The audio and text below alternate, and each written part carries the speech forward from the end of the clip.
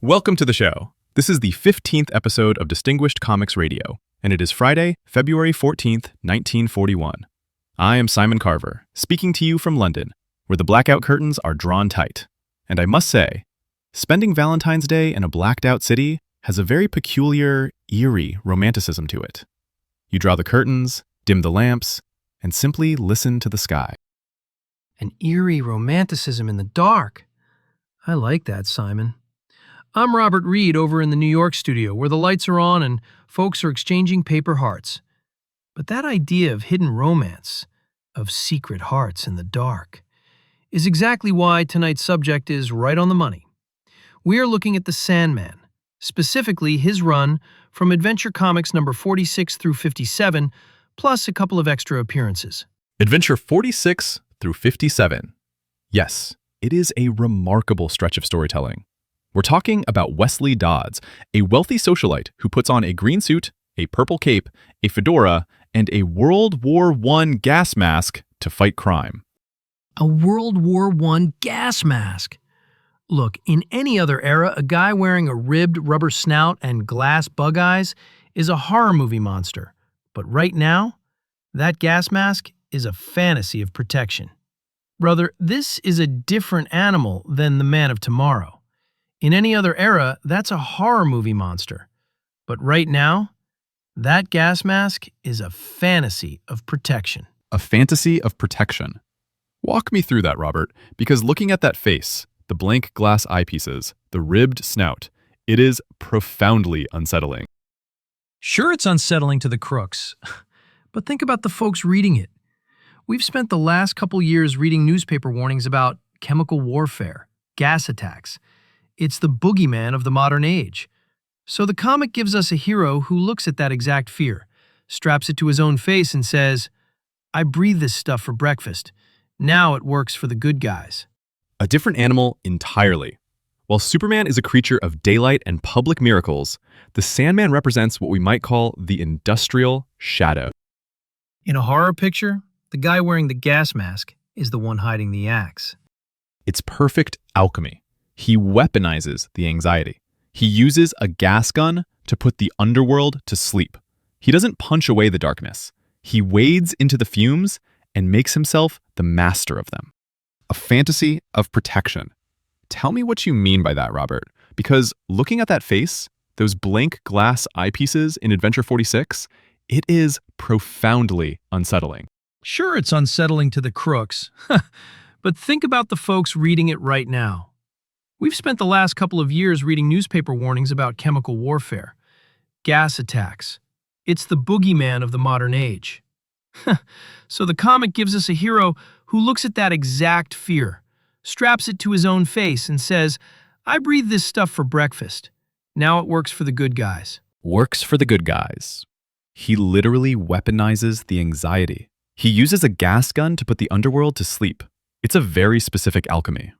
In Adventure 46, which sets the baseline, he is still a solitary pulp figure, a ghost in a fedora.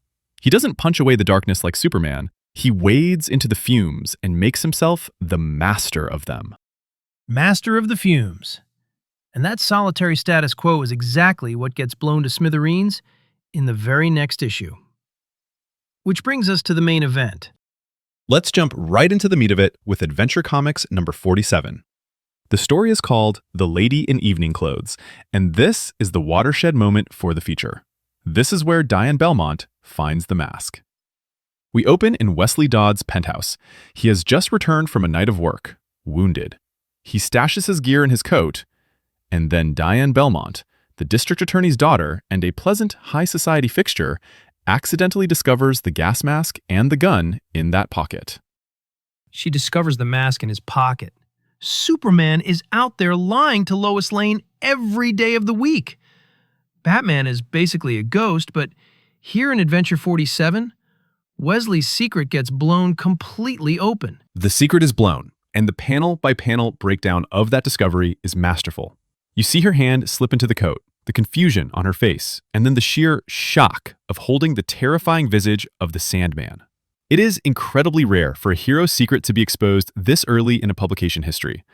And that changes everything. Before Adventure 47, the Sandman was a solitary pulp ghost.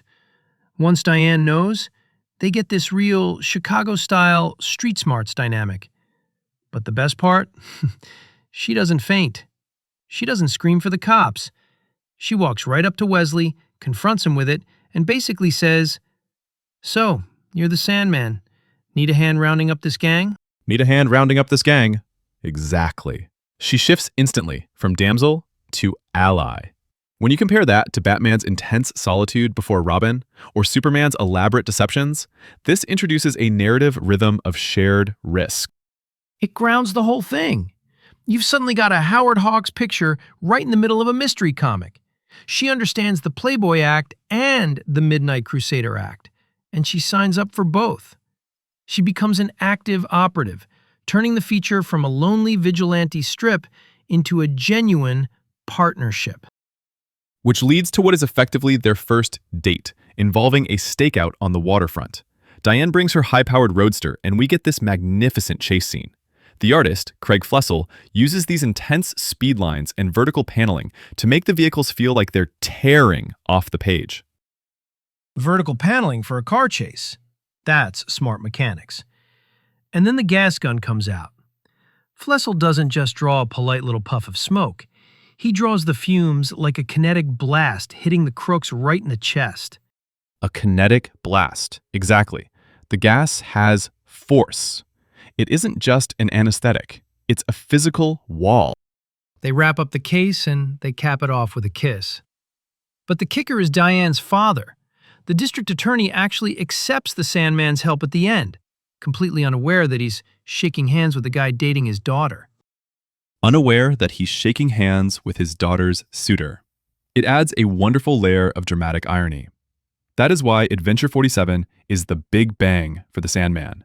It builds his entire supporting cast and operational dynamic in a single, perfectly paced installment. Moving into Adventure 48 and 49, the book itself is broadening out. We get the introduction of the Hour Man backup feature, making the anthology feel a lot thicker. But the Sandman stories themselves get grittier. He's tackling mean street crime now, localized rackets. Localized rackets. Yes, the pulse of the city changes. We see the evolving relationship between Wesley and Diane. They are wealthy socialites by day, but hunters by night. They're navigating tenement buildings and alleys, bringing that industrial shadow down to the pavement level. That street-level brutality really comes to a head in Adventure 50 and 51.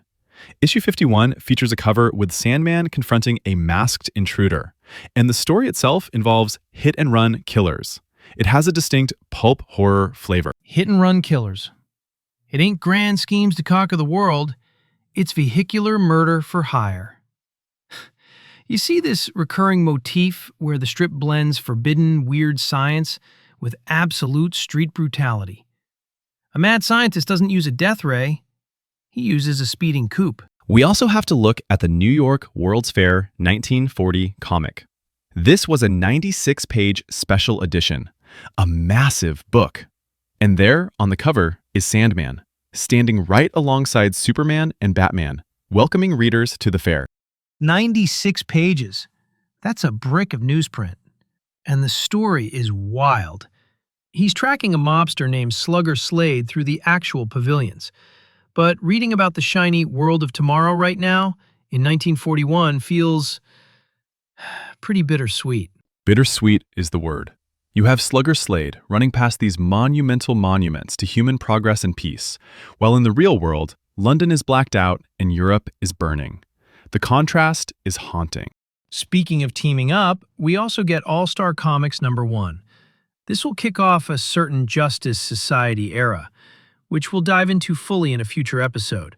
But Sandman is a foundational member right out of the gate.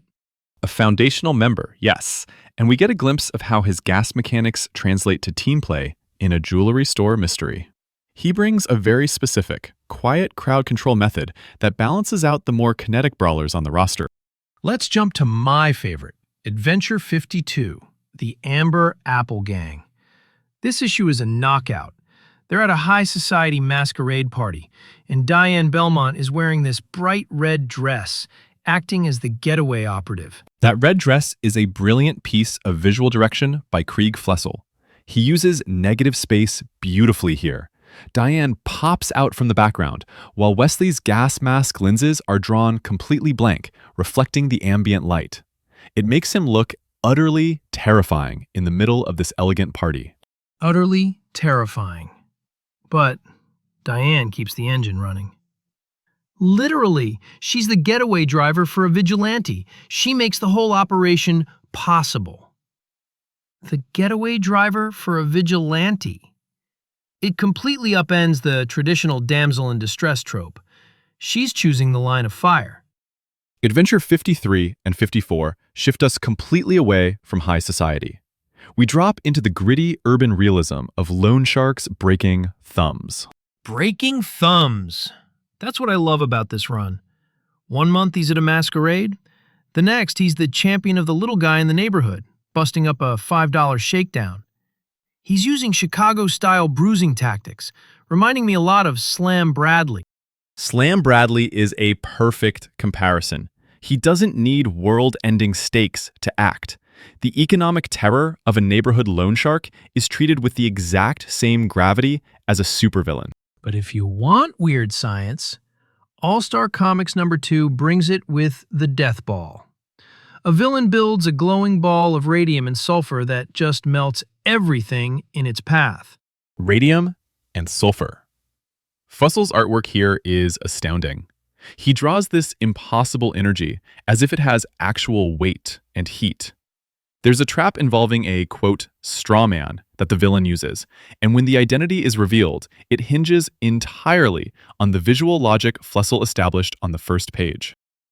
In Adventure 55, we hit the maritime action, the theft of a gem called the Star of Singapore. We are introduced to a fellow billed as the cleverest safecracker of them all. The cleverest safecracker. And the whole thing climaxes on a yacht in the harbor. You get this incredible glare effect where the searchlights bounce right off the lenses of Wesley's gas mask. He looks like a demon crawling out of the bay. Adventure 56 gives us the nightclub caper. It hinges on a dropped wristwatch, and it's Diane whose clever detection spots the clue that unravels Squat Stacy's gang. Squat Stacy. I love these names. And this issue really establishes the Sandman's calling card. He literally scatters a handful of sand at the scene to mark his presence. It's a great theatrical touch. Which brings us to Adventure 57, The Atom Smasher. A mad scientist threatens the Earth with a uranium beam. A uranium beam. Yes, Glenn Seaborg's team at Berkeley just identified plutonium this past February. The primal fear of the atom is very real. And how does the Sandman solve it? A uranium beam. In 1941, that is raw, pre-nuclear anxiety on the page. He's threatening to knock the entire Earth out of its orbit. And how does Sandman stop this global scientific threat? He literally takes a hammer and smashes the mad scientist's machinery to pieces. He beats the uranium beam with blunt force trauma to save the planet. It's glorious. Blunt force trauma saves the world. It's a very visceral resolution to an intellectual threat. The machine is drawn with all these complex coils and glowing tubes, and Wesley Dodds simply dismantles it like a mechanic wrecking an engine block. We got to take a minute to spotlight the guy drawing this stuff. Craig Flessel. Trained at the Grand Central Art School, came up through the pulps drawing for The Shadow. The Shadow. That DNA is everywhere in his Sandman work. His heavy blacks and his brilliant use of negative space essentially defined the early DC mystery style. He's the same man who designed the look of the early Detective Comics covers. He's an architect of shadows. But what I love is how he draws the gas gun firing. It isn't just a puff of smoke. It's a kinetic blast. I noticed that too. When that gas gun goes off, it cuts across the panel like a solid object before it billows out. He also drew the Sandman's appearance in All-Star Comics #1, establishing that visual language across the whole company line.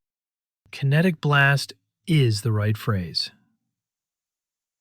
And the way he leaves the lenses of the mask blank white, it detaches Wesley from humanity. And the glare. The glare? Yeah, the way he draws light reflecting off the lenses of the gas mask. He leaves these stark white circles on the glass, so you can never see Wesley's eyes. It makes the Sandman look completely detached from humanity when he's in the suit. It's brilliant. Detached from humanity, yes, which is why the introduction of Dian Belmont was so necessary mechanically.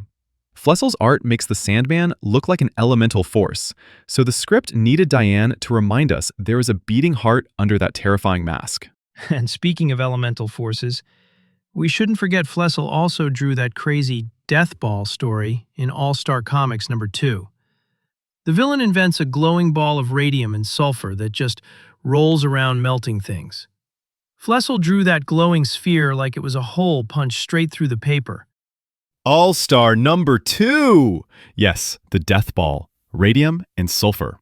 Flessel had this wonderful capacity to draw impossible science and make it feel as heavy and dangerous as a loaded revolver.